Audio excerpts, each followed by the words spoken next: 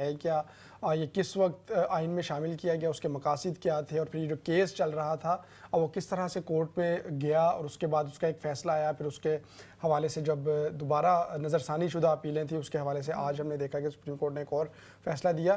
तो इसके ऊपर और इससे जुड़े जो बहुत सारे मामला हैं ना, उसके ऊपर गुफ्तगू कर लेते हैं। सीनियर सहाफ़ी और तज्ज़ियाकार शराज खान साहब हमारे साथ मौजूद हैं, उनसे बात कर लेते हैं। अस्सलाम वालेकुम शराज साहब, सबसे पहले तो बहुत शुक्रिया, थैंक यू वेरी मच, आप हमारे साथ हैं, आपने कीमती वक्त से हमारे लिए कुछ लम्हात निकाले। शराज साहब, ये मामला तो हम जान रहे हैं और हर टॉक शो में आज भी, इससे कबल भी कुछ रोज़ से ये मामला ज़ेरे बहस था कि नज़रसानी शुदा अपील में क्या फ़ैसला आएगा। तो बहुत सारे लोग जानते तो हैं, इस हवाले से भी हमने रिपोर्ट में भी तफसीलात उसकी देखी कि ये आर्टिकल 63A है और ये मामला चल क्या रहा है। लेकिन इससे जो एक सवाल पैदा होता है वो है अदालत में तकसीम का तासुर। और चूँकि इससे पहले भी ये कोई पहला मौका तो नहीं है कि एक अदालत कोई फ़ैसला दे और जो दूसरी अदालत है वो कोई और फ़ैसला दे दे। हम देखते हैं अमूमन हाई कोर्ट से एक फ़ैसला आता है, सुप्रीम कोर्ट से उसके बरक्स आ जाता है फ़ैसला। लेकिन ये तासुर कभी नहीं आया था कि कोई अदालत में तकसीम है, कोई चीफ़ जस्टिस जो हैं मुख्तलिफ उनके दरमियान जो अदालत के चीफ साहबान हैं, उनमें कोई आपस में चपकलिश है जिसकी वजह से एक अदालत से कुछ फ़ैसला आ रहा है, एक अदालत से कुछ फ़ैसला। तो क्या ये तासुर दुरुस्त है कि ये है इस तरह से, और अगर है तो ये क्यों अभी हालिया दिनों में हमें बहुत ज़्यादा नज़र आना शुरू हो गया है इस तरह? बिस्मिल्लाहिर्रहमानिर्रहीम, अस्सलाम वालेकुम। बहुत शुक्रिया नीलम साहिबा, अहमद भाई। मैं आपकी तारीफ करने लगा था तब्दीली के हवाले से, तो नीलम साहिबा ने पहले ही तारीफ कर दी कि माशाल्लाह सर्दियां आ गई हैं और स्वेटर भी अच्छा लग रहा है और आप भी अच्छे लग रहे हैं दोनों। नवाजिश। बहरहाल रिपोर्ट बड़ी भरपूर थी और ये खुदा करे कि जो हमारी सरजमीन बेआइन है पाकिस्तान, उस पर भी कोई तब्दीली आए। और इसी तरह हम अपने प्रोग्रामों में, नाम कितना अच्छा है, गुड इवनिंग लंदन, और गुड इवनिंग लंदन से हम पाकिस्तान की अच्छी सी खबरें दें। लेकिन अनफॉर्चुनेटली मसला ये है कि हम जो बाहर लोग आ जाते हैं वो चूंकि यहाँ के हालात मामलात सैर होकर खाते हैं, आगे पीछे देखते हैं यहाँ दूसरे ममालिक किस तरह चल रहे हैं। ये नहीं कि हमारे अरबाब इख्तियार को पता नहीं है कि बाहर के हालात क्या है। और जब जमहूरियत होती है तो उसमें जब सियासत कमज़ोर होती है, सहाफ़त कमज़ोर होती है, अदालत कमज़ोर होती है, तो सिविल बलादस्ती भी कमज़ोर होती है, अवाम की हक़ की हुक्मरानी भी कमज़ोर होती है।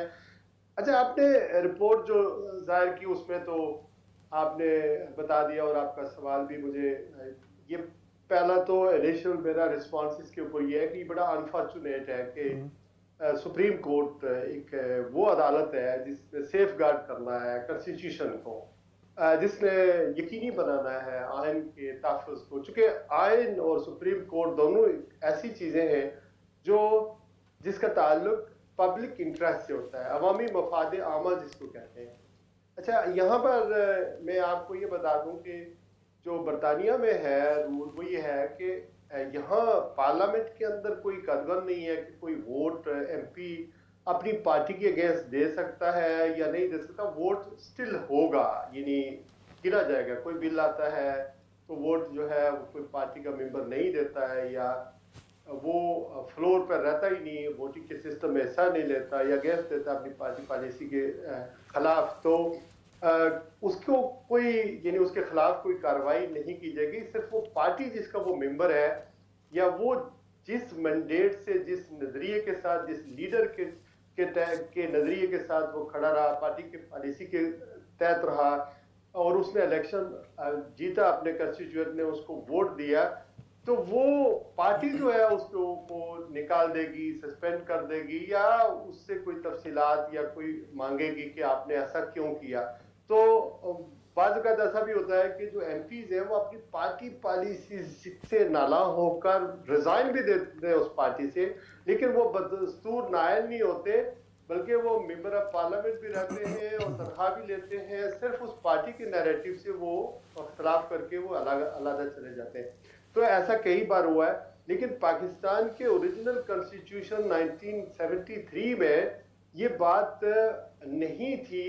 ये देखें, ये फैसला तो अच्छा है लेकिन इसकी टाइमिंग आप देखें। और 2022 में जो फैसला आया था सदारती रेफरेंस का जो हवाला आपने दिया और उस वक्त चीफ जस्टिस उमर अता बंदयाल साहब चीफ जस्टिस थे, वो भी सियासी नोयत का फैसला था।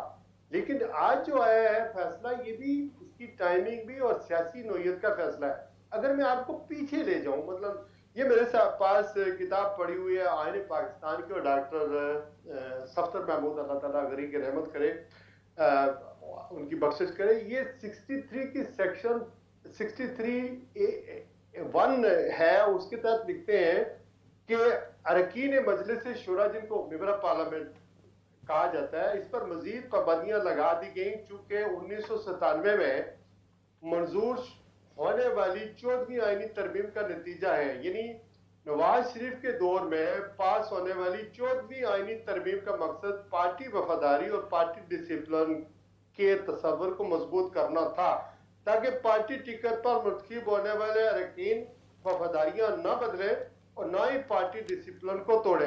दस्तूर की इस सेक्शन को लीगल फ्रेमवर्क ऑर्डर मजरिया 2002 में कुछ तरमीमात के साथ आइन का हिस्सा बना दिया है।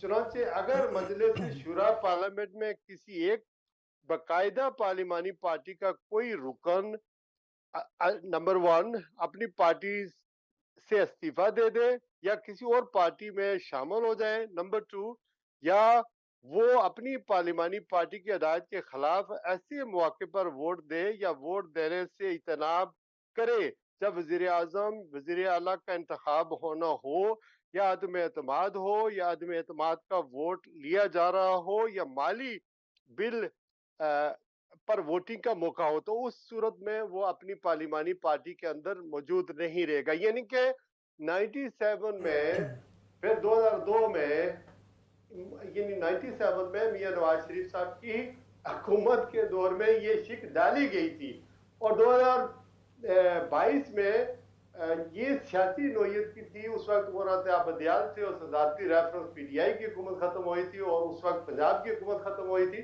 तो उसमें उमर बंदयाल साहब ने अपने फैसला दिया था।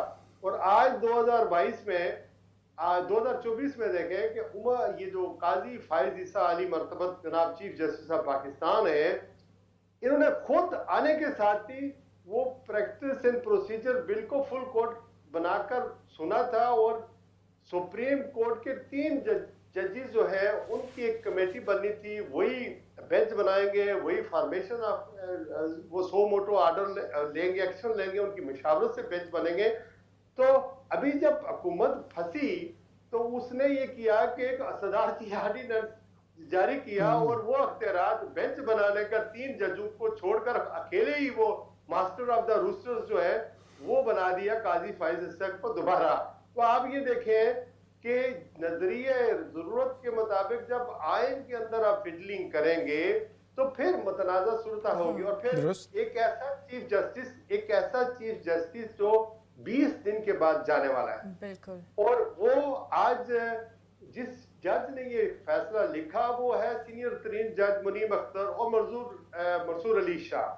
अब मसला ये है कि आपके लिए जरूरत ये था कि हमारे इस्लामी तालीमात के मुताबिक भी आता है कि आपको जब किसी चीज पर शक हो जाए तब उसको छोड़ दें, उस तरफ चले जाएं जिसकी तरफ आपको शक नहीं है।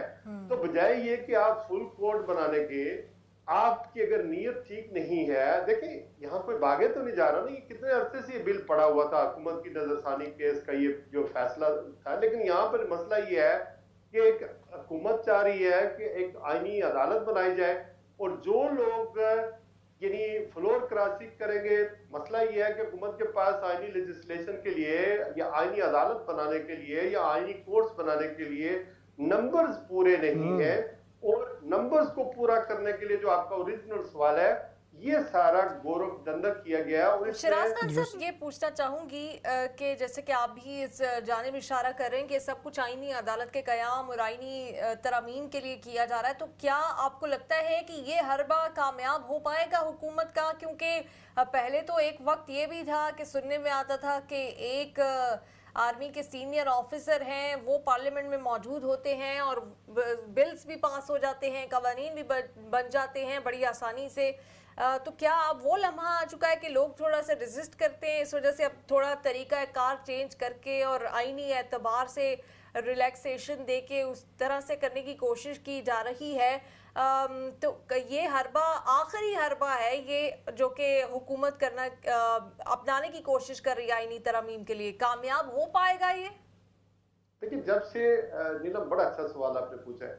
जब से जो मार्शल लॉ है ना, direct rule of the army, वो अब किसी हद तक उस पर रिलेक्टेंट है। हमारे जो आर्मी जनरल्स हैं वो डायरेक्ट रूल करने के लिए।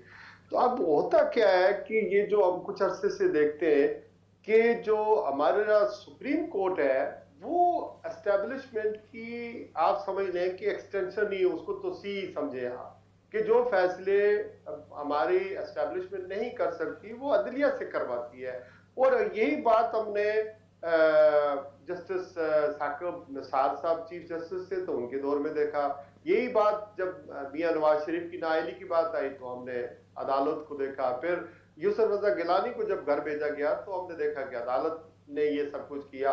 और फिर जब 2022 में तारीख एतमाद लाई गई और बाहर से इशारे मिले और अमेरिका से कोई प्लान बना, कहा जा रहा है, जैसे आज जुबान ज़दो आम है और अब तो चीजें खुल गई हैं। तो मसला ये है, यहाँ पर काजी फाइज ईसा पर्सन स्पेसिफिक लेजिस्लेशन हो रही है। वजह क्या है? वजह यह है कि 8 फरवरी को कौम की अमानत, यानी हर आदमी का एक वोट है। 8 फरवरी को उन्होंने वोट दिया और वो वोट हो गया चोरी, जो कौमी अमानत है। ये एक अरेंजमेंट बनाया गया था इसको चलाने वाला। बेसिकली वजह क्या थी कि जो असली मैंडेट है, वो थैले हैं, वो सारी चीजें हैं, वो न खुले। चूंकि आप अगर वो रावलपिंडी के कमिश्नर के बयान देखें या इस्लामाबाद की 3 सीटें देखें, यहाँ मसला ये है कि जिसने 15,000 या 20,000 वोट लिए वो तो जीत गए, और जो इन्होंने 80,000 वोट लिए वो हार गए। रात की तारीकी में, दिन की तारीकी में बक्से दरवाजे बंद किए गए। स्टाफ को ये कहा गया कि आप जो हम फॉर्म आपको दे रहे हैं इतना ही आप लिखें और ये आप यहाँ घर जाएं, वरना हमें आप पता है कि आप कौन है। तो इस तरह का जब माहौल होगा तो जमहूरियत से जोक होगा। और यह डोंट फॉरगेट नीलम के हम यूके में बैठे हुए, पाकिस्तान के कॉरिडोर में ईरान के पास एक अल्टीमेटली एक जंग आ रही है और उसमें पाकिस्तान को एक अपना किरदार अदा करना पड़ेगा, चाहते हुए और ना चाहते हुए। चूंकि हम जब सब सर्वियंट हो जाए किसी भी दूसरे पावर्स की, मुल्क की, राइट और रॉन्ग, तो उस वक्त हम उनको ना नहीं कर सकते। तो पाकिस्तान एक चारों तरफ से एक सैंडविच बना हुआ है और उसके दरमियान में हमारी आवाम को तो मुतहिद होना चाहिए। होगा क्या कि आपको पता है कि हम इस पर शायद आने वाले दिनों में प्रोग्राम भी कर सकते हैं। शिगाई कॉन्फ्रेंस हो रही है पाकिस्तान में, दुनिया के ममालिक के लोग यहाँ पर आ रहे हैं।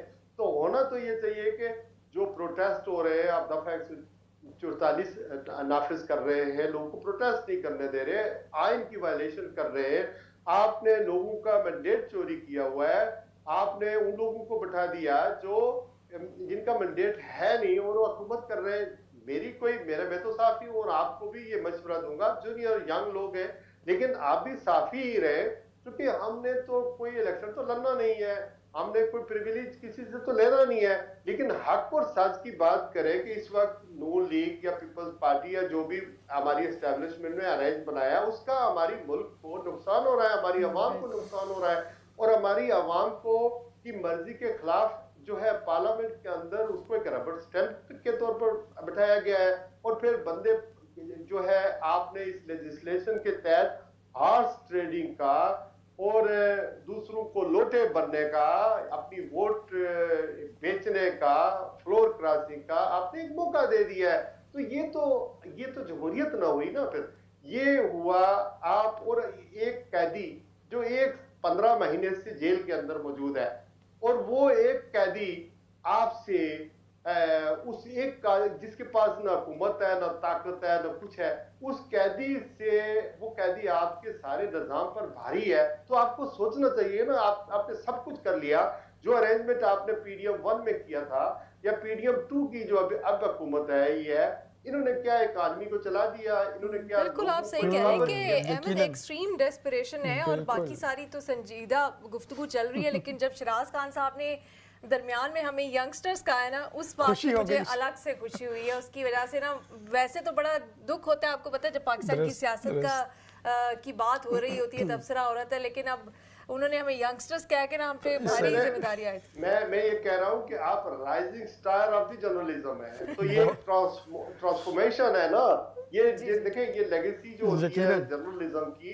जर्नलिज्म की मुझे अब 30 साल हो गए अगर सहाफत में, तो आप लोगों ने जो है वो आपका भी अपना अपना तजर्बा है, तो आस्ते आस्ते तजर्बा बढ़ता जाएगा और आप अपनी लेगेसी छोड़ेंगी, तो आपको सच के लिए मैं कहना चाह रहा हूँ कि जर्नलिज्म को जर्नलिस्ट को उसकी अपनी ख्वाहिश होती है। किसी को नवाज शरीफ अच्छा लगेगा, किसी को डोनाल्ड ट्रंप अच्छा लगेगा, किसी को कोई अच्छा लगेगा, इमरान खान अच्छा लगेगा, लेकिन हमें तो वो रियलिटी जो है होती है उसकी बुनियाद पर और हालात को देखकर तजिया भी करना होता है। और अगर मीडिया हमारा वाइब्रेंट होगा, हम तो आंख और कान होते हैं ना माशरे का, यकीनी तो तौर हमने पे अगर शराज सच्चाई को साहब, सामने ला बिल्कुल, और ज़रूरी भी यही है कि सहाफ़त हो ना कि सियासत हो, जो फिर हम देखते हैं अमूमन पाकिस्तानी चैनल्स जिस तरह एक वाज़ेह साइड ले लेते हैं। अच्छा, चूंकि वक्त कम है, मैं चाहूँगा आपकी मौजूदगी का फ़ायदा उठाते हुए एक और, आपने अपने अभी गुफ्तगू में इस जानिब भी इशारा दिया कि पाकिस्तान तहरीक इंसाफ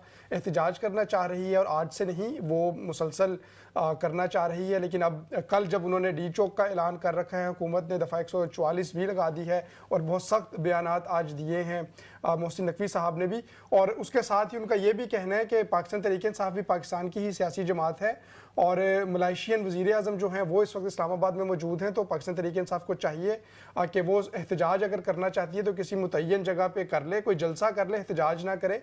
पाकिस्तान तहरीक इंसाफ पे ये भी इल्ज़ाम है, इससे कबल भी जब उन्होंने धरना दिया था तो चाइनीज़ जो डेलीगेशन आना था उसकी आमद मौखर हो गई और उस वक्त की सियासी हुकूमत ने यही फिर क्लेम किया कि उसमें तो ऐसे ऐसे मुआहदे होने थे कि पाकिस्तान की तकदीर बदल जानी थी, लेकिन PTI की वजह से वो नहीं हो पाए। तो इस चीज़ को आप कैसे देखते हैं? मलाइशियन वज़ीर आज़म है, आगे शंघाई कॉन्फ्रेंस भी होनी है, ये तमाम मामलात, और फिर पाकिस्तान तहरीक इंसाफ जो मुसलसल एहतजाज पे मुसर है।